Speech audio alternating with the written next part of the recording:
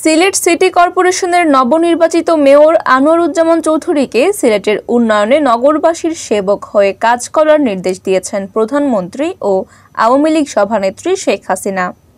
রবিবার দুপুরে গণভবনে সপরিবারে প্রধানমন্ত্রীর সঙ্গে সাক্ষাতে গেলে আনোয়ারুজ্জামানকে এই নির্দেশ দেন প্রধানমন্ত্রী।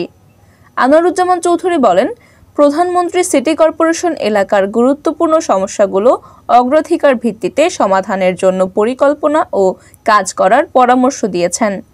আমি এই নির্দেশ মেনে কাজ শুরু করব। সাক্ষাৎকালে আনোয়ারুজ্জামান চৌধুরীর সাথে ছিলেন তার সহধর্মিণী হলি চৌধুরী ও তার দুই ছেলে রুহানুজ্জামান চৌধুরী ও রুম্মানুজ্জামান চৌধুরী।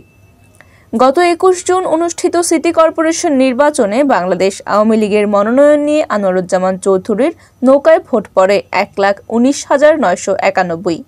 এর বিপরীতে নজরুল ইসলাম বাবুলের লাঙলে পড়েছে 50,862 ভোট। প্রায় 69,000 ভোটের ব্যবধানে তিনি মেয়র নির্বাচিত হয়েছেন।